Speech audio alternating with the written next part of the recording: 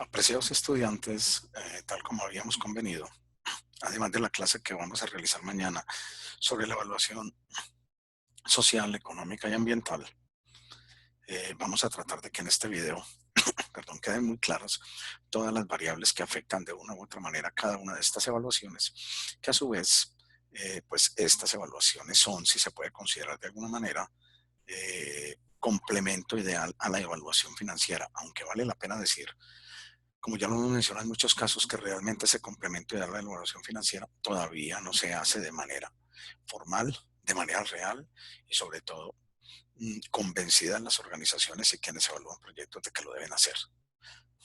Se debía notar que realmente desde el punto de vista de la evaluación económica, la evaluación social y la evaluación ambiental, es el sector público el que lleva la delantera en este sentido.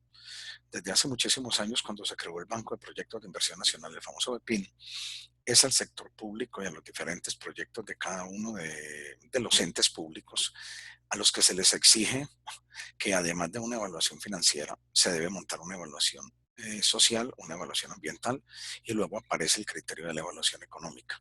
Pero realmente esto se hizo no por convicción, sino por obligación. Me explico. Hace unos años, 20, 25 años atrás, realmente la evaluación económica, social y ambiental era apenas un asunto de teoría. Para ese momento se estaban formalizando todos los bancos de proyectos de inversión público por toda la discusión alrededor de la ineficiencia, de la inequidad que había frente a la asignación de los recursos de los sectores públicos de cualquier orden, de cualquier naturaleza.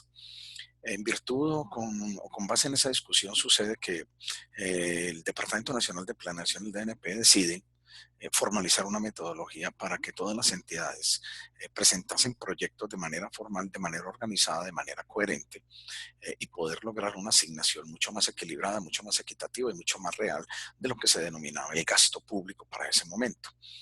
Eh, la otra arista de todo este proceso pasaba por una cosa, que realmente la mayor parte de los proyectos o la mayoría de los proyectos de inversión pública, para la fecha en la que estamos hablando, básicamente no generaban ingresos. Y esa carencia en la generación de ingresos obligaba a pensar en metodologías alternativas porque hacer una evaluación financiera de un proyecto en el sector público era hace 25 años un asunto que no era posible. ¿Por qué no era posible? Porque es que para montar flujos de caja, cuando yo no tengo ingresos, pues realmente desde el punto de vista de una TIR modificada, de un valor presente neto, mm, iba a tener obviamente todos los flujos negativos e iba a tener TIR y BPN negativos. Entonces, por eso dije ahora, fue un asunto más de obligación que de convicción. Se obligó entonces a todo el sector público y ellos mismos se obligaron a generar metodologías alternativas para poder evaluar los proyectos. Y esas metodologías debían nacer de su naturaleza como sector público. La naturaleza como sector público es el beneficio social. A partir de ahí entonces se diseñaron las primeras grandes metodologías BEPIN, donde aparece la evaluación social como la primera gran variable a considerar, como la primera gran variable a tener en cuenta, como la primera gran variable que a pesar de que no tenía mediciones cuantitativas, sí debía ser cualitativamente muy definida, muy explicada y muy caracterizada. Entonces, realmente de todas estas evaluaciones, lo primero que aparece es la evaluación social y en el sector público. Luego el mismo sector le vincula las variables de evaluación ambiental, no hace 25 años, un poquito después. Acuerden que estamos hablando del año, ya para el año 91 en nuestra Constitución Nacional, todo lo que tiene que ver con los aspectos ambientales cobra fuerza. Entonces el sector público también para ese momento empieza a involucrar todo lo que tiene que ver con la parte ambiental. Y lo que tiene que ver con la evaluación social nace como añadidura, perdón, con la evaluación económica nace como añadidura de estas dos. Entonces ya para el año 97, 98, Planeación Nacional había formalizado documentos, se había formalizado evaluaciones, se había formalizado metodologías para hacer evaluaciones de proyectos públicos en función de lo social, lo ambiental y en función de lo económico, más no en función de lo financiero. Luego, aparece el criterio de que la empresa pública no solamente debe ser social, sino que debe ser rentable. Al aparecer ese criterio de que la empresa pública debe ser social y además también debe ser rentable, se obliga de nuevo a esta oficina de planeación y a todas las oficinas de planeación de todos los entes públicos, repito, de cualquier naturaleza, a que rediseñaran sus metodologías e involucraran en la evaluación las metodologías de evaluación financiera. Entonces, realmente ya es para el año 2001, 2002, 2003, de pronto 2004, donde el sector público vincula los dos estilos de metodologías de evaluación. Por un lado, la evaluación social, económica y ambiental, y por el otro lado, todo lo que tenía que ver con la evaluación financiera, haciendo la observación de que obviamente la evaluación financiera vinculada a las metodologías DNP, o sea, Departamento Nacional de Planeación, pues es una metodología igual a la que nosotros hemos visto para hacer la evaluación financiera de un proyecto, que parte de la definición de una cantidad de demanda, de unas posibilidades de oferta, de un establecimiento muy claro de los precios, de los ingresos, de una proyección de los costos, de una proyección de gastos, de una proyección muy juiciosa y de una construcción de todo lo que se llama, se denomina los famosos flujos de caja que hemos visto. Entonces, realmente la historia de la evaluación social, económica y ambiental pasa por ese lado. Ahora, ¿el sector privado qué? A partir de lo que se dijo en el sector privado y de lo que hemos nosotros estudiado, el sector privado siempre le ha dado preponderancia, le ha dado muchísima más importancia a todo lo que se denomina evaluación financiera.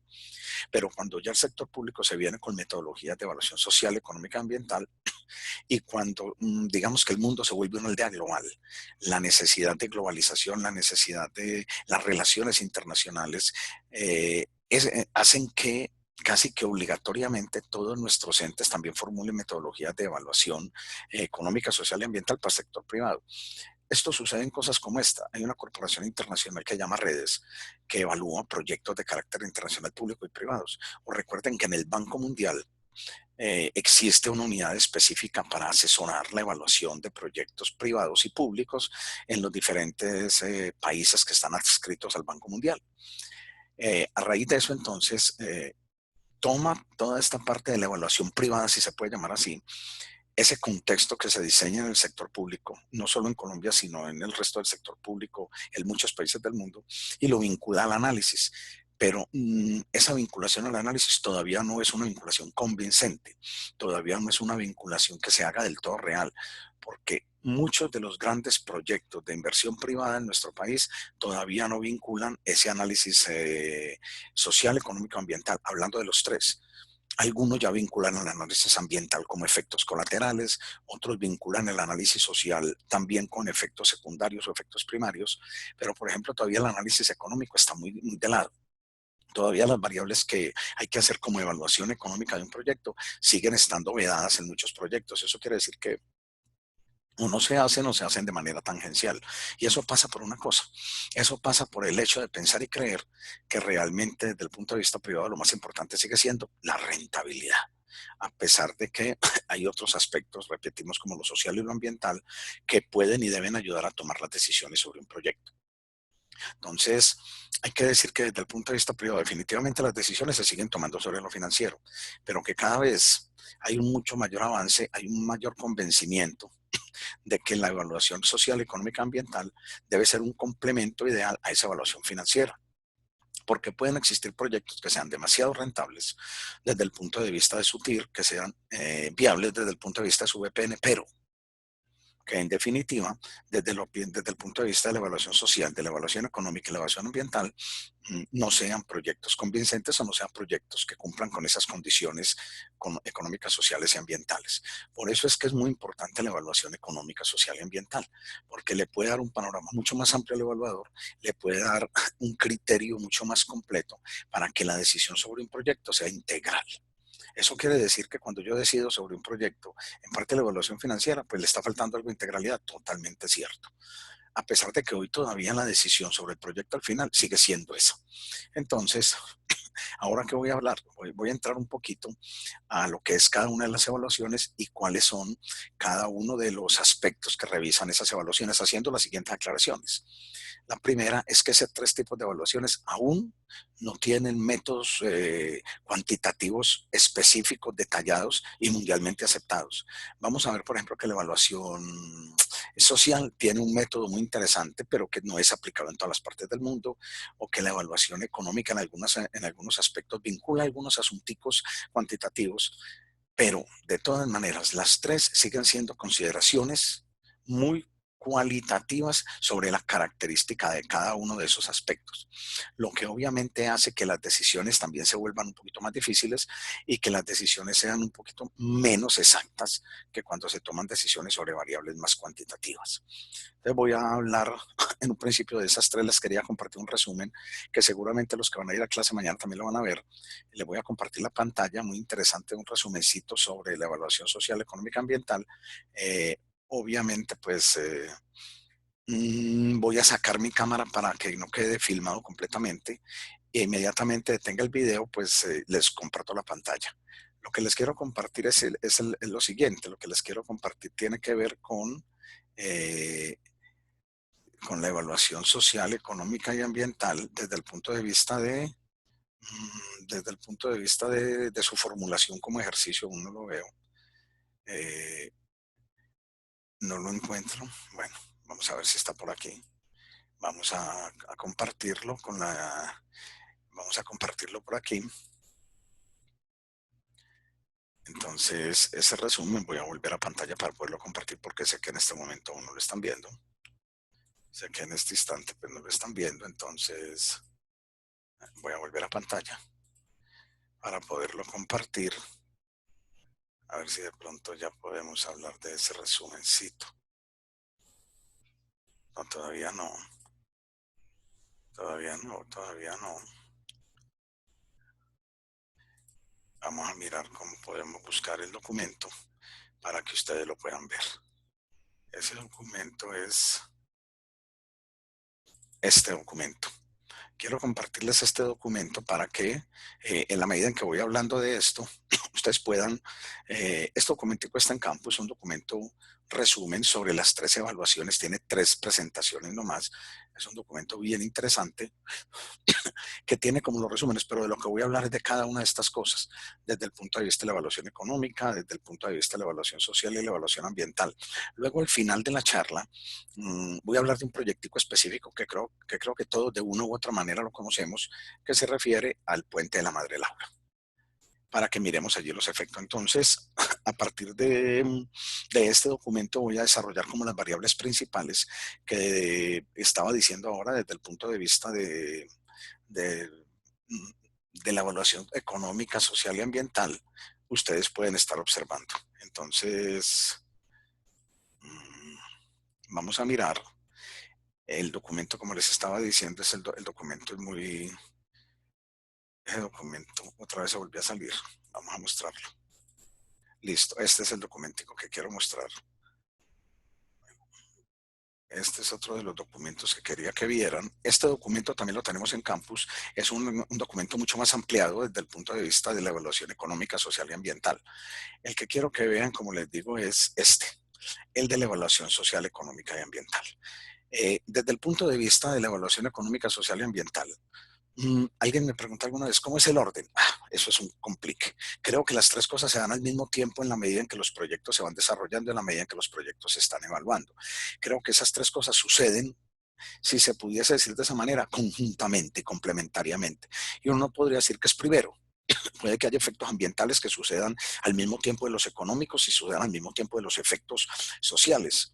Y cada uno de esos efectos puede de una u otra manera estar relacionado con el otro, inclusive casi que son indisolubles. Cuando digo indisolubles es que usted no puede separar las cosas y hablar solamente de unos efectos en un proyecto mientras que habla de otros. Entonces la evaluación económica básicamente, cuando hablamos de evaluación económica estamos hablando de la evaluación de los agregados económicos del proyecto. Cuando hablamos de la evaluación de los agregados económicos, repito, eso está en el documento general, pero para que lo miren, la evaluación de los agregados económicos es que un proyecto público-privado debe evaluar cómo en la zona de influencia y en el sector donde el proyecto se desarrolla se comportan los agregados económicos como la demanda total, como el consumo global, como el nivel de ingreso general de la zona, como el nivel de empleo de la zona. A eso me refiero cuando hablo de agregados económicos. Recuerden que económicamente la demanda agregada es consumo, la demanda agregada suma inversión, la demanda agregada suma gasto público y gasto privado. Entonces estamos hablando de eso. Estamos hablando de esos grandes agregados macroeconómicos, como en la zona de influencia varía cómo en la zona de influencia, a partir de que el proyecto se empezase a desarrollar, van a cambiar esos agregados. La demanda de la zona va a mejorar, el consumo general de la zona va a subir, eh, todo lo que tiene que ver con demanda y consumo, o sea, mm, el nivel de empleo de la zona va a aumentar o se va a reducir, el nivel de ingreso general de la zona va a mejorarse o se va a empeorar. Eso es lo que pretende la evaluación económica. Exactamente la evaluación económica. Ahora, el problema es cómo lo mido.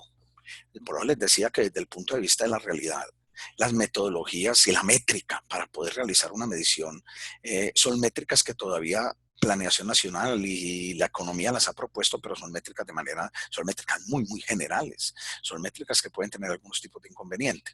Entonces, realmente un proyecto, cuando evalúa la parte económica, lo que se refiere es a eso. Se refiere simplemente a una cosa. El proyecto debe analizar, si no cualitativo, entonces cuantitativamente, cuáles son los efectos que el desarrollo del proyecto, y cuando el proyecto ya se vuelva una realidad, desde el punto de vista de esas variables agregadas macroeconómicas se afecta. Ejemplo, cómo el proyecto va a mejorar o va a empeorar el consumo de los habitantes de la zona. El proyecto va a mejorar o empeorar su nivel de empleo. El proyecto va a mejorar o va a empeorar sus niveles de ingreso. El proyecto va a mejorar o va a empeorar la demanda de la zona.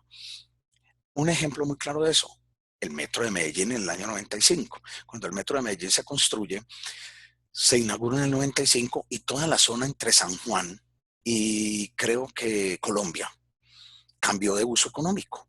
Recuerden que esa zona estaba llena de teatros de mala muerte, estaba llena de bares, era una zona bastante deprimida. Llegó el metro y el efecto principal que tuvo desde el punto de vista económico fue que cambió el uso. Al cambiar el uso hubo nuevas actividades económicas, hubo actividades económicas distintas. Eso implicó que hubo personajes dentro del proyecto que se perjudicaron porque quienes eran dueños de los negocios anteriores pudieron haber tenido un perjuicio. Pero llegaron seguramente nuevos inversores o de los que habían posiblemente cambiaron su forma de invertir y generaron los nuevos tipos de negocio que se empezaron a desarrollar alrededor de esa zona metro. Eso es un ejemplo de una evaluación, de unos criterios económicos y de unos asuntos económicos que cambiaron en la zona. Entonces, realmente la evaluación económica del proyecto se refiere a ese tipo de cosas. Se refiere a las variables macroeconómicas globales. Se refiere a las variables macroeconómicas generales de la zona de influencia. Ojo que cuando hablo de zona de influencia estoy hablando de que los proyectos tienen normalmente una zona de microlocalización que es de influencia directa y una zona de influencia indirecta, que es la zona que queda externa a esa micro, pero que también de una u otra manera puede ser afectada. Mire que en el metro se ve perfectamente lo que pasó. Toda esa zona, como les digo, Bolívar específicamente, la calle Bolívar entre San Juan y Colombia cambió de uso económico. ¿Mejoró el uso económico? Claro que sí, pero inmediatamente las zonas aledañas de macrolocalización, por ejemplo, Carabobo, cambió de uso absolutamente. Carabobo pues también cambia de uso por dos razones, por la llegada de la Alpujarra en el 87, 88 y por la llegada del metro, pero la Alpujarra, o sea, la administración departamental y municipal se traslada ya, pero todavía para 1993 o 94, Carabobo era una zona muy deprimida. Lo único que se había solucionado era el problema del pedrero, pero Carabobo era deprimida. Cuando llega el metro, ese par de asuntos hacen que definitivamente Carabobo cambie de uso. Acuérdate que Carabobo también estaba lleno de bares de mala muerte y lleno de casas de citas, no había otra cosa. Hoy Carabobo tiene una zona muy distinta. Acuérdate que estaba lleno de prenderías de mala muerte, de todo este cuento de bares de mala muerte entre Carabobo, o sea, de Carabobo exactamente también de San Juan hasta Colombia, cambia el uso absolutamente. Entonces llegan negocios nuevos, luego de eso, pues en el municipio de Medellín le ha ido invirtiendo, ya no por efectos de proyectos, sino por efectos de las necesidades de la zona. Mire que otra zona aledaña que quedó un poquito más abajo, la que queda ahora, por ejemplo, el Parque de las Luces, eso era una zona totalmente deprimida.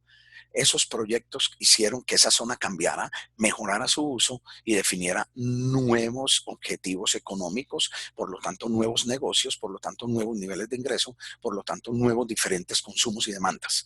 Entonces, cuando hablamos de la evaluación económica nos referimos a eso. Desde el punto de vista de lo que les estoy mostrando en esta diapositiva, pues realmente la evaluación económica está signada, señalada o influida por cuatro variables: las imperfecciones del mercado, los impuestos o subsidios, el tamaño del proyecto y lo que llama externalidades. Voy a hablar de cada uno un momentico. Obvio, las imperfecciones del mercado hacen que los efectos económicos sean peores o mejores. Cuando hablo de imperfecciones de mercado, hablo de aquellas cosas que pueden ser externas y que no tienen, por ejemplo, digamos, en un principio no tienen sobre ellas ningún tipo de control del proyecto.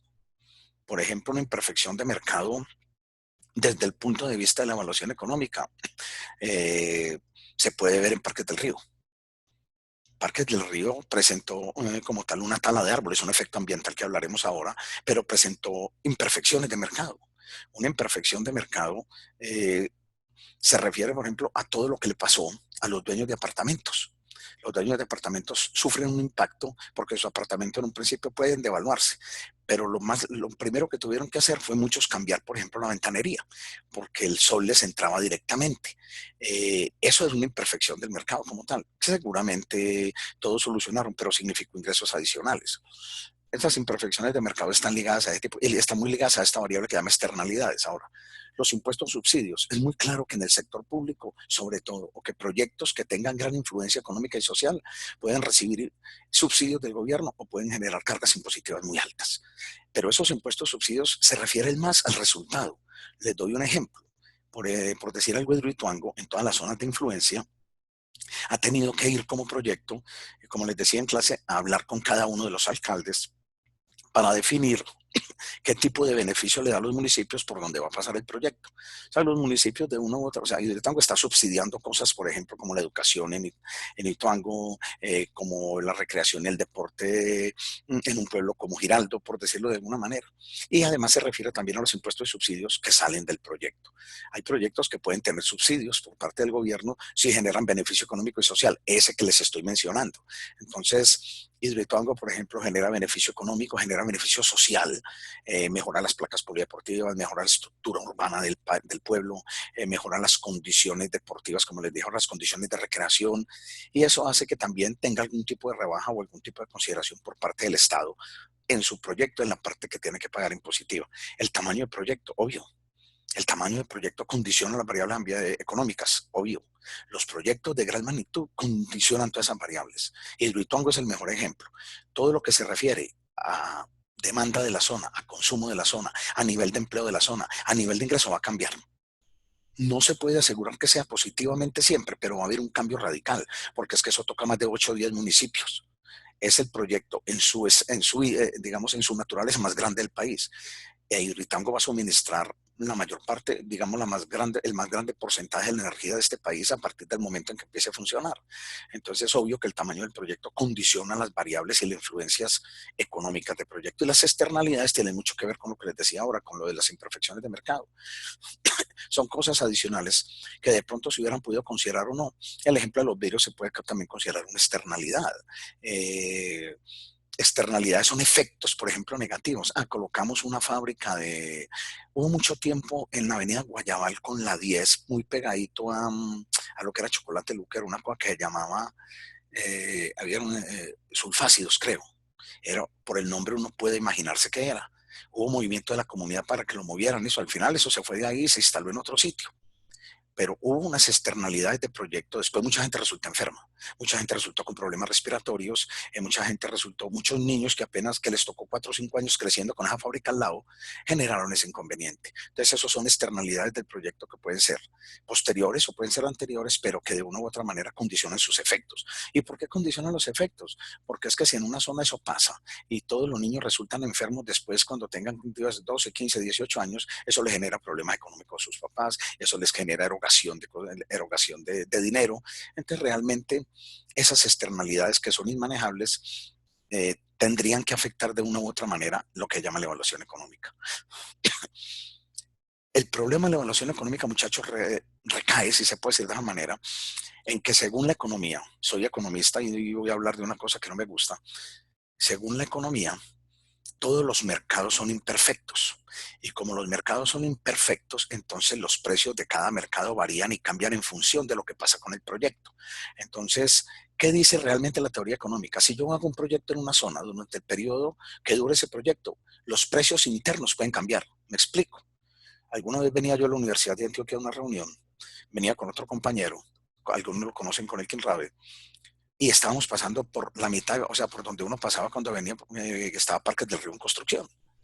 Resulta que nos bajamos ahí a todo el frente de los apartamentos donde se tenía la afectación más grande, a buscar una dirección.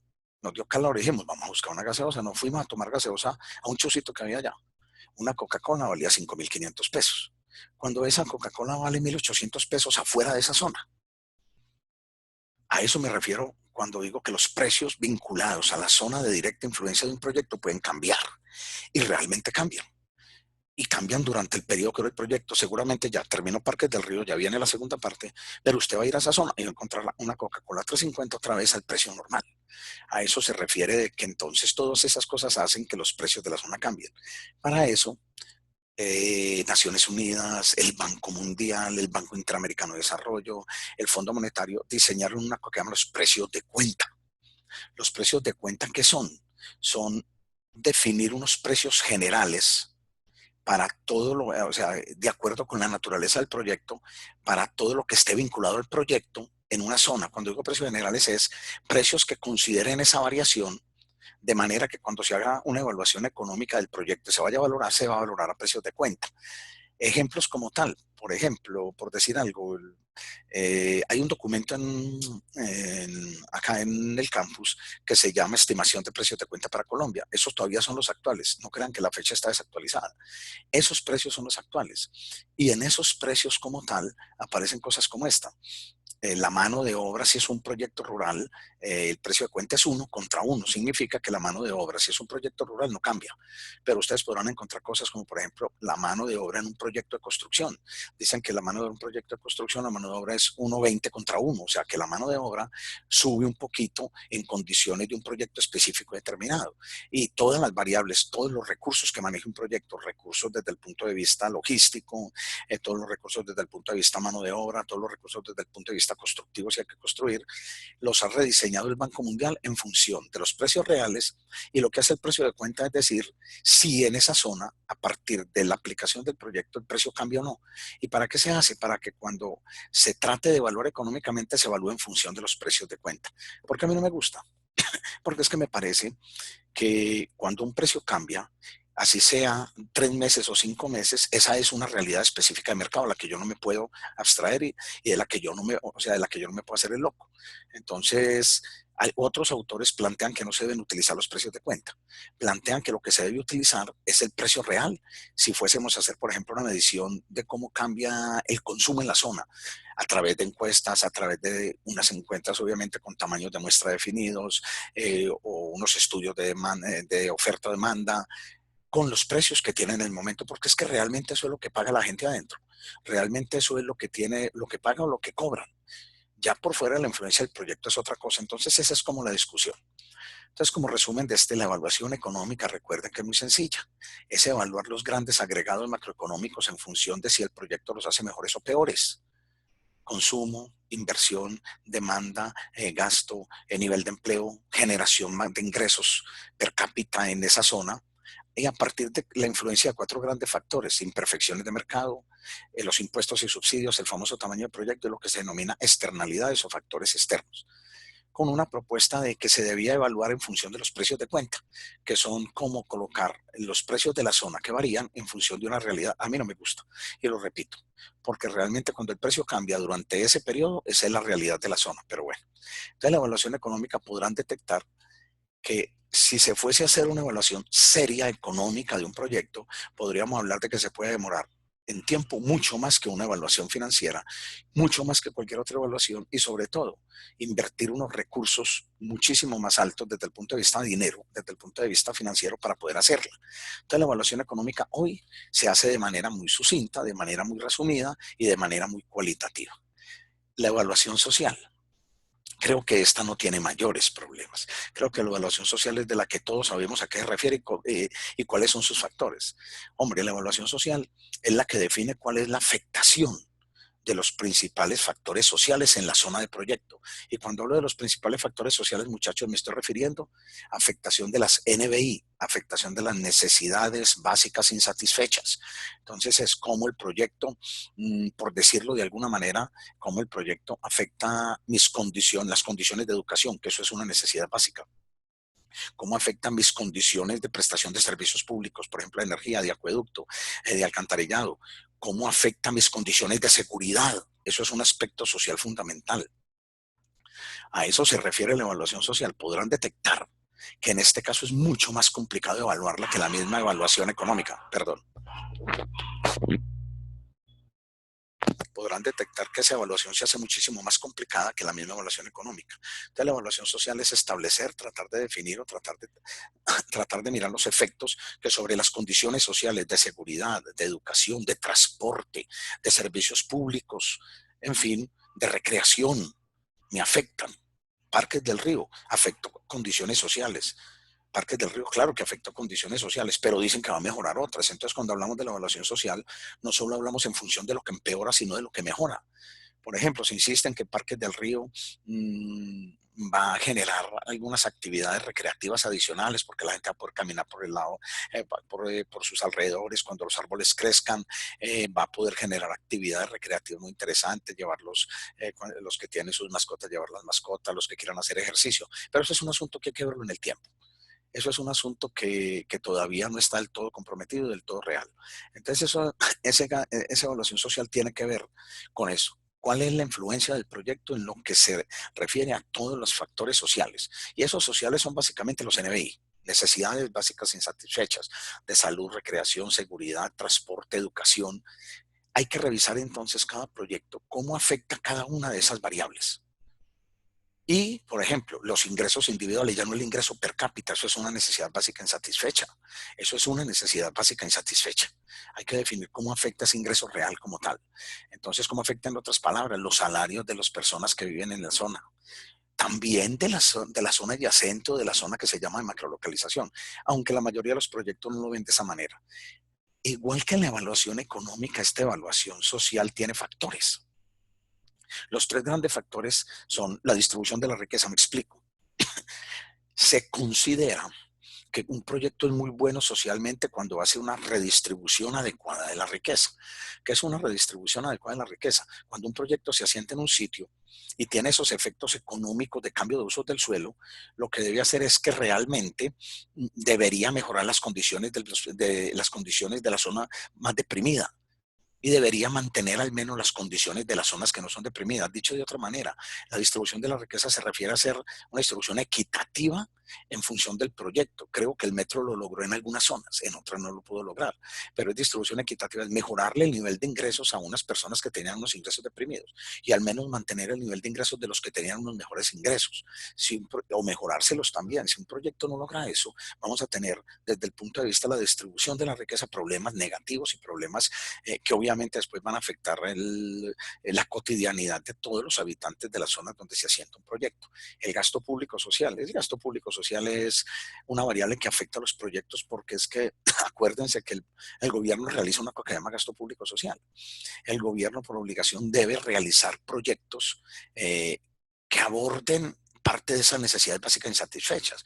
Debe realizar proyectos para mejorar la seguridad, proyectos para mejorar la salud, proyectos para mejorar la educación, proyectos para mejorar las condiciones de transporte, pero en la medida en que el Estado sea más un Estado como se le dice, un Estado papá, un Estado que da las cosas y no pide nada a cambio, en esa misma medida se descontextualiza lo que es un Estado. Entonces, y cuando el Estado hace todo lo contrario y deja que esa función del gasto público social la cumplan entidades privadas, también comete errores. Entonces, lo que se plantea es que esa evaluación social de cualquier proyecto privado debe revisar también qué tipo de proyectos va a realizar el Estado allá, qué tipo de proyecto ha realizado, ¿por qué? Porque es que pueden chocar con mi proyecto o pueden ser complementarios. Entonces hay que verificar si el proyecto, si los estados, perdón, o los estados municipales o los estados departamentales o el estado nacional tienen como tal proyectos de esa índole social que de una u otra manera afecten esas necesidades básicas y que de una u otra manera estén relacionadas con mi proyecto. Y el coeficiente de equidad es, cuando empecé en la charla, lo que dije que era de las únicas variables cuantitativas para medir. El coeficiente de equidad se llama el coeficiente de impacto distributivo.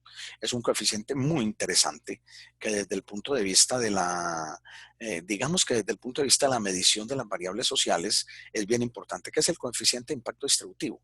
Relaciona simplemente desde el punto de vista de la zona de influencia todas las variables que tienen que ver con ingresos y todas las variables que tienen que ver con población afectada y población no afectada. Eso es lo que hace. Ese coeficiente de impacto distributivo está en función de varias variables. Creo, aquí lo pueden ver, el coeficiente, los muestro. Aquí está el coeficiente de impacto distributivo. Lo van a encontrar de una manera, digamos, totalmente explicado en ese documento grande que dice evaluación económica, que habla de evaluación social y que habla de evaluación ambiental. Ahí lo van a encontrar perfectamente definido, perfectamente explicado.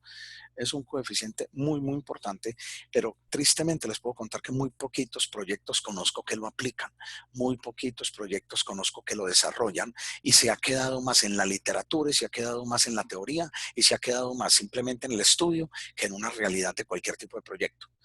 Hablando, por ejemplo, con gente de Hidroituango, con Mario, que era la persona que manejaba mucha parte, me decía Mario que ellos trataron de hacer un coeficiente de impacto distributivo, pero más por la naturaleza de Hidroituango, que es público y privado. Pero hablando con gente de otro tipo de proyectos, ni siquiera saben qué es el coeficiente de impacto distributivo. Ni siquiera saben, ni siquiera tienen idea desde el punto de vista real que es un coeficiente de impacto distributivo. Y eso es muy duro. Eso sí significa, pues eso, cuando uno no sabe siquiera qué es el coeficiente de impacto distributivo, entonces ahí entra uno y ahí sí le duele completamente el coeficiente de impacto distributivo.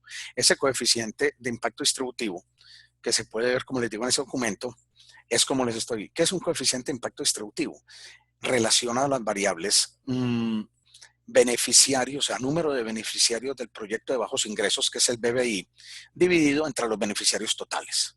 Eso se multiplica por una cosa que llama beneficiarios totales actualizados del proyecto, más la diferencia entre la mano de obra. MPM es mano de obra a precio de mercado y MP es la mano de obra a precios económicos o precios de cuenta de los que les había hablado, sobre beneficios totales actualizados menos esa diferencia en la mano de obra. Realmente el coeficiente de impacto, este MPM menos MPE, esto que hay aquí, el coeficiente de impacto distributivo, ese es el diferencial salarial. Pero realmente, miren que ahí hay variables complicadísimas de calcular. Número de beneficiarios del proyecto de bajos ingresos, el BBI. Hay que ir a hacer encuestas, hay que tener eso muy claro. Beneficiarios totales de proyecto es más fácil. Luego dice beneficios totales actualizados. Eso es los beneficios totales actualizados de proyecto. Y sobre todo, calcular la mano de obra a precios económicos, que es la mano de obra a precios de cuenta, se hace complicado. Entonces, realmente lo que el coeficiente de impacto distributivo me da es, si lo podemos poner de una manera, lo que me entrega ese coeficiente de impacto distributivo es, digamos, una proporción del beneficio producido por el proyecto que se orienta hacia aquellos sectores más pobres de la población. O sea, ¿cuál es, dicho de una manera bien sencilla, cuando digo beneficio producido por el proyecto? Es cómo los destinatarios del proyecto, cómo los trabajadores de menores ingresos son incorporados al mismo o en qué volumen se están beneficiando desde el punto de vista, dinero. Esa es la otra parte. Realmente usted lo puede calcular y no cumplirlo. Realmente ese coeficiente de impacto distributivo se puede calcular y no necesariamente se puede cumplir. Eso genera un problema. Eso genera absolutamente un inconveniente grande, como les digo. Entonces, desde el punto de vista de ese, aquí tengo el coeficiente de impacto distributivo para que lo vean. Ese coeficiente de impacto distributivo tiene inconvenientes de cumplimiento bastante delicados. Se refiere en la evaluación social, la intención es definir cómo se beneficia el sector. Por eso es que algunos proyectos, desde el punto de vista de la legalidad, van, como les dije ahora, y hablan con cada uno de los municipios, establecen, definen, bueno, ¿qué les hace falta para que de este proyecto a ustedes les toque alguna cosa? Eso es lo que se trata de hacer con el coeficiente de impacto distributivo. Definir como qué cantidad de dinero debería yo redistribuir en todos los pueblos o en todas las zonas donde mi proyecto está afectando para que esos pueblos y para que las comunidades de esos pueblos obtuvieran un beneficio. Entonces el coeficiente de impacto distributivo no es repartir plata. El coeficiente, como está aquí planteado, de impacto distributivo es redistribuir los beneficios o compartir los beneficios del proyecto. Entonces muchos proyectos lo calculan así y definen, vea, eso es tantos millones, entonces vamos a ir a Ituango, vamos a ir a Uriticá, vamos a ir a Giraldo, nos vamos a ir a Liborina, a Peque, y vamos a preguntar qué tipo de obras sociales se requieren para nosotros hacerlas y así poder hacer una redistribución y cumplimos con lo otro que tiene que ver con la redistribución del ingreso. Eso es lo que quiere decir un coeficiente de impacto distributivo ahora. Desde el punto de vista de la evaluación ambiental que tenemos allí también bien interesante, voy a pasar este documento, es este documento es el grande, pero desde el punto de vista desde el punto de vista de la evaluación ambiental, creo que es la que más conoce uno. La evaluación ambiental hoy está de moda. Este proyecto en Envigado todavía está parado por unos criterios de evaluación ambiental interesantes. Hubo un problema grave con Parques del Río cuando la gente amaneció sin árboles alrededor. Entonces, realmente los efectos ambientales son ¿qué? Los efectos ambientales son, si se puede decir de una manera, todos los efectos negativos ambientales que genera ambiente. Estamos hablando de flora, fauna, aire, ruido. De eso estamos hablando de ese tipo de cosas, que genera realmente un proyecto desde el punto de vista desde el punto de vista de su implementación como tal. Listo. Entonces, evaluación ambiental lo que pretende, como dice aquí, es lograr un equilibrio entre economía y ecología. Cuando la gente que paró el proyecto Envigado dice muy claramente, ellos no están en contra del proyecto. Ellos lo que quieren es que haya un equilibrio entre lo ecológico, lo económico y obviamente la realidad del proyecto como tal, que en este caso pues es un proyecto de transporte masivo. Eso es lo que ellos quieren.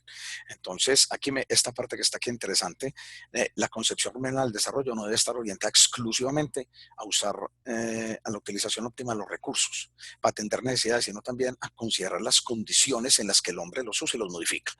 Y ese uso y su modificación se refieren al medio ambiente. Estos criterios son interesantes. La evaluación ambiental es muy interesante. Por ejemplo, habla de cuáles son los factores que le afectan, las externalidades. Ahora habíamos hablado de externalidades, aquí hay varias. Esta me gusta muchísimo, por ejemplo, la externalidad de la que había hablado ahora de las vías respiratorias, el ruido producido por los vehículos aéreos y terrestres. Me parece interesantísima para que vean bien que es una externalidad que afecta a los proyectos ambientales. La sombra proyectada por un edificio determina mayores gastos en iluminación en los residentes que están en la zona donde, por ejemplo, se hizo el proyecto. Entonces, cosas como esa, a eso se refiere a las externalidades. Otra variable que tiene que ver con la evaluación ambiental son los costos ambientales. En la definición dice muy claro, o sea, valorar un costo ambiental es muy complejo. Los contadores saben mejor que yo que hacer una valoración de costo ambiental es un camello. Entonces, realmente hoy no se ha podido llegar a una evaluación acertada de costos ambientales. Algunos hablan de cómo se hace cambios en la producción, bienes sustitutos, ustedes lo van a poder leer. Eh, Gastos preventivos, pero realmente no existe hoy todavía una metodología real de cómo se hace una valoración de costos. Existen dos tipos, una que se llama valoración de mercados convencionales y otra que está aquí, que se llama a través de mercados implícitos. ¿Cómo se valora a través de mercados convencionales? Existen varios métodos. Cambio en la producción, eso es muy sencillo. Recuerden que en las variables económicas yo defino si hay cambio en la demanda y en el consumo. Eso implica que si hay cambio en demanda y consumo, hay cambio en la producción. Por lo tanto, si yo puedo medir estadística y numéricamente cómo cambian la producción, si yo puedo establecer, si yo puedo definir cómo cambia la producción de una zona, mire, el ejemplo del metro es muy claro. Ahí hubo cambio en el uso económico, la producción de la zona dejó de ser los mismos servicios que prestaba antes a prestar otro tipo de bienes y servicios. Entonces, si eso se puede cuantificar, eso se puede considerar, por ejemplo, como un costo ambiental a favor o se puede considerar como un ingreso ambiental. Ese es un método. Los bienes sustitutos es bien interesante. Los bienes sustitutos es una forma de considerar los servicios ambientales. Se parte del hecho de la base, como dice aquí, que la producción física es función de todos, o sea, es función de una cantidad de insumos. Me explico. La anterior habló de los costos de la producción. El anterior habló de la producción asociada al costo ambiental. Este está hablando de que la producción, o sea, de que esa producción nueva o la que mejora o la que empeora en una zona es función de una cantidad de bienes. Ejemplo, es función de una cantidad de variables. En la zona metro se llegó, por ejemplo, se colocaron muchas ferreterías. En la zona metro se colocaron muchos negocios como almacenes de misceláneas. Entonces, la gran pregunta es, por ejemplo, esos negocios de producción que llaman ferreterías, ¿qué variables asociadas tienen? Entonces, a ver, eso depende de qué variable la genera. Entonces, eso depende del transporte de la zona, depende de la capacidad de la gente de llegar a la zona. Eso depende del costo de cada uno de los productos, del valor. Lo que pretende el método es que si yo logro valorar cada una de las variables que influyen esa producción, tengo una manera de valorar mi costo ambiental. Repito, si yo logro valorar cada una de las variables asociadas a cada una de las diferentes formas de producción o nuevas o que hayan cambiado dentro de la zona de influencia, tendré una variación del costo ambiental. Eso implica un trabajo bravísimo. Valorar cada variable, una por una, que pueden ser 7, 8, 9 variables que influencian una producción específica, es montar una función de producción multivariable que puede ser complicada. No conozco un proyecto que lo haya hecho todavía. Los gastos preventivos, me gusta mucho como medida, me parece excelente medida. Aquí está señalado en negrilla y es muy claro. Los gastos preventivos se pueden leer como cuál es la disposición a pagar por la reducción del riesgo personal y por el valor de los beneficios del proyecto. Miren, es la disposición a pagar por reducción del riesgo personal y el valor de los beneficios del proyecto. Ejemplo, Parques del Río parece que va a mejorar la seguridad. ¿Por qué? Porque va a haber policía continuamente. Pero van a ver, entonces la pregunta es, listo, entonces me tengo que ir a hacer una encuesta en la zona. La disposición a pagar antes del proyecto. La intención es antes para evaluarlo, no después. Ya después no hay ojos acá, no hay Santa Lucía que vaya, como dice el dicho. Yo me tengo que ir y preguntar, ¿cuánto está usted como población dispuesta a pagar para que la condición de seguridad mejore y su riesgo personal mejore? Entonces la gente diría, yo estoy dispuesto a pagar tanto. Listo. Entonces eso se vuelve un costo o un ingreso de proyecto porque es lo que la gente está dispuesta a pagar o a sacrificar. Esos son lo que fueron los famosos gastos preventivos. Y la valoración a través de mercado implícito es muy sencilla. Un método que se hace mucho en los proyectos americanos, el método del costo de viaje. El método del costo de viaje se emplea con el fin de definir, establecer cuál es la disposición a pagar, muy parecida al método anterior, de una persona por bienes de recreación estudio. Me explico. Por bienes de recreación estudio. Me explico. Es como ir a preguntar lo mismo, pero decirle, bueno, nosotros vamos a hacer un proyecto que se llama Parques del Río. Vamos a suponer y vamos a quitar una zona de recreación que había aquí. Listo. ¿Cuánto está usted dispuesto a pagar por ir de aquí al sitio más cercano donde va a poder tener toda la recreación que tenía? Cuando el proyecto pase por aquí, no la va a tener. O sea, en otras palabras, hay una zona donde se hace un proyecto donde pasa una vía por necesidades por necesidades comunitarias y resulta que 2 o 3 parques donde los niños podían jugar se tumbaron. Listo. Entonces ahí sí hay que preguntarle al tipo, venga, ¿usted cuánto estaría dispuesto a pagar para poder seguir llevando a sus 2 hijos o a su hijo o sus 3 hijos al parque? Es que el parque más cercano ya no me queda aquí, sino que me queda 4 o 6 kilómetros. Entonces, ¿cuánto pagaría usted? ¿Cuánto está dispuesto a pagar? Yo estoy dispuesto a pagar tanto. Eso es, en otras palabras, una cosa que se llama el método del costo de viaje, porque lo que ese señor va a pagar se vuelve un costo de proyecto, porque si yo hago el proyecto, quito los parques y él se tiene que ir para allá. Eso se llama un costo de proyecto. Entonces, eso es una buena manera de un costo ambiental. El método hedónico es muy fácil, es muy parecido al de los bienes sustitutos, por eso no lo voy a mencionar.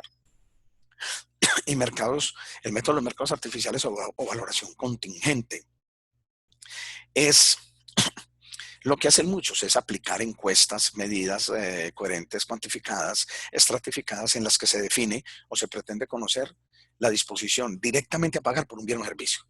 No es por lo que usted dejaría o pagaría por un bien de recreación, no, ese es este método. El del bien de recreación se llama costo de viaje. Este es distinto, es directamente, bueno, usted hoy no tiene un servicio de transporte, listo, o usted no tiene hoy este servicio. Es la disposición, o sea, ¿cuánto está usted dispuesto a pagar por este bien? ¿O cuánto está pagando? Mire, yo estoy dispuesto a pagar por este bien, en este momento estoy pagando tanto, listo. Ejemplo, se va a hacer un gran proyecto educativo o una zona. Hay un ejemplo muy claro con la Biblioteca España, por ejemplo, que en este momento tiene inconvenientes gravísimos. Eso es un muy buen proyecto, pues es muy buen ejemplo para este casito de la valoración contingente de mercados artificiales. Allá se le iba a haber preguntado a la gente, ¿usted cuánto está dispuesto a pagar por tener aquí una biblioteca donde puedan ir una biblioteca donde todo el mundo pueda ir a consultar, donde los muchachos no tengan que bajarse a otra parte, donde tenga todos los computadores para internet, donde tenga todo el acceso a la red Wi-Fi, donde pueda tener libros, donde pueda tener textos, en fin? Donde además recuerde que la Biblioteca España tiene una zona donde se exponían obras y todo el cuento. Entonces la gente, la gente dice, es que yo en este momento pago tanto.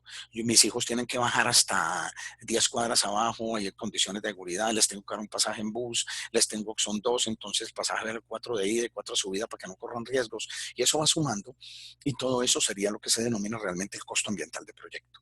Entonces miren que desde el punto de vista de la realidad de los proyectos, desde el punto de vista de la realidad de los proyectos, lo que estamos teniendo aquí es métodos bastante difíciles y complicados de medir, métodos bastante difíciles y complicados de hacer.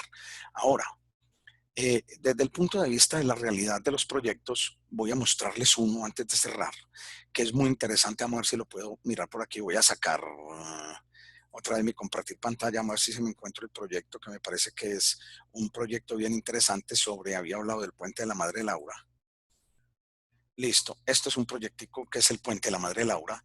Les voy a mostrar un análisis cortico sobre ese puente de la Madre Laura. Eh, el megaproyecto, pues obviamente todos lo conocen, es un megaproyecto que es el puente de la Madre Laura, ya se terminó. Aquí está el mapa de localización, el puente de la Madre Laura, pues esto de este cuento aquí, acuérdense que eso pega las dos zonas de la ciudad, pega toda la zona, no, la zona oriental con la zona occidental.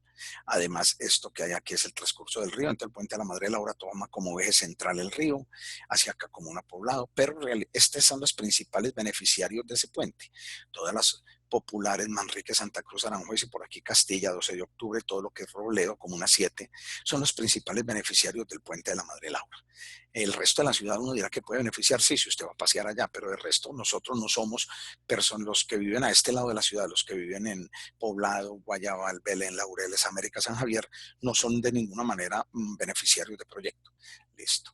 El puente de la Madre Laura, los efectos económicos de ese proyecto. Acuerde que los efectos económicos tienen que ver con las grandes variables agregadas. Por ejemplo, aquí hay o variables que la afectan, las externalidades, las bandas delincuenciales. Eso genera que los problemas o que las ventas económicas no se puedan hacer. Acuérdense que en ambas zonas, que aquí hay bandas delincuenciales. Entonces esa externalidad que dijimos que era uno de los principales factores afecta muy negativamente el proyecto. Uno de los factores económicos que hace que en un principio mejoren los ingresos de la zona fue una inversión de 205 mil millones de pesos en 20 meses. Hubo un aumento de toda la movilidad, una reducción de tiempos en los costos de traslado de los habitantes, grandísima reducción. Eso eso mejora sus ingresos personales, mejora sus ingresos familiares. Entonces, mire, efecto económico genera la conexión de comunas. Eso mejora esa conexión de comunas que obviamente afecta por esta externalidad. Esa conexión de las comunas genera, por ejemplo, mayor demanda y mayor consumo. Mayor demanda es que yo puedo pasar a buscar una cosa al otro lado, yo puedo venir del puente hacia acá. Yo sé que están pensando la externalidad grave que es esas bandas delincuenciales, sí, obviamente, pero el proyecto como tal tenía efectos económicos bien positivos, reducción de los tiempos de traslado, mejoramiento de la movilidad, una conexión de comunas que implica la movilidad de recursos, la movilidad de mercancías de un lado a otro mucho más rápida. Entonces pudo haber aumentado el consumo, pudo haber aumentado la demanda, la inversión en la zona ha aumentado. Hay un dato ahora de la alcaldía de Medellín, de la Oficina Estadística Metropolitana, que la inversión en esta zona, la que estoy señalando, 12 de octubre, Robledo, Castilla Popular, Santa Cruz, Manrique y Aranjuez, ha aumentado desde que el puente se puso en servicio en un 8.4%. Eso es un efecto económico desde el punto de vista del proyecto como tal. A pesar de que todo este problema de las bandas sigue allá, la inseguridad se ha reducido en casi un 4%. Algunos dicen que es por unos pactos que hay, pero bueno, ese es un asunto que no vamos a discutir nosotros. Esto es como efectos económicos. Los efectos ambientales de proyecto. Estos efectos ambientales son bien interesantes, los voy a ampliar. Se dividieron en efectos. Acuérdense que el ambiente es todo lo que rodea al ser humano, aire, agua, flora, fauna, cultura. Mire, efectos desde el punto de vista de la contaminación del aire, alteración de la calidad del recurso hídrico, compactación y contaminación del suelo. Presentó problemas de eso, incremento en los niveles de ruido. Por ejemplo, la compactación y contaminación del suelo la detectó la Oficina de Obras Públicas porque el puente se construye, pero las vías que estaban abajo tuvieron un problema de compactación que tuvieron que entrar a solucionar y generó costos adicionales. Por ejemplo, desde lo cultural, alteración del paisaje natural, cambio en los hábitos de la comunidad, enfermedades de tipo respiratorio, digamos que es acá acortamiento de distancias y disminución de tiempo, que hay efectos positivos y negativos. Desde el punto de vista biológico, perturbación de la fauna y la flora. Había una fauna muy detallada, seleccionada, escogida, diferenciada y determinada ya que cambió. La cobertura vegetal se redujo en un 27% y hubo afectación de organismos hidrobiológicos en más de un 40%. La parte política presentó beneficios, contratación, beneficios y problemas, personal no calificado. Esto puede estar muy pegado a la parte, algunos coinciden en que la política no es ambiental, pero realmente tiene mucho de eso. Contratación de personal no calificado, la negociación de predios presentó problemas, inseguridades, esto es de lo social también, y desde la parte desde la parte económica también pegado a lo primero que vimos, hubo cierre y venta de negocios, hubo falsas expectativas de empleo que generaron problemas y afectación de la economía familiar, ya sabemos que positiva y negativamente.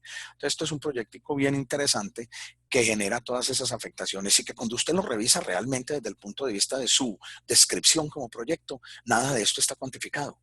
Lo que estamos mencionando aquí, todo está definido de manera cualitativa, ni siquiera el coeficiente de impacto distributivo se hizo. Ni siquiera el coeficiente de impacto distributivo se hizo para la parte social como tal. Entonces, desde el punto de vista de la evaluación, esas son más o menos las, esas son, desde el punto de vista de la evaluación, esas son como las variables que quería que miráramos. Se vuelve un asunto muy teórico, pero realmente así se hace la evaluación social, se hace la evaluación económica y se hace la evaluación ambiental. Listo. En ese, permítanme.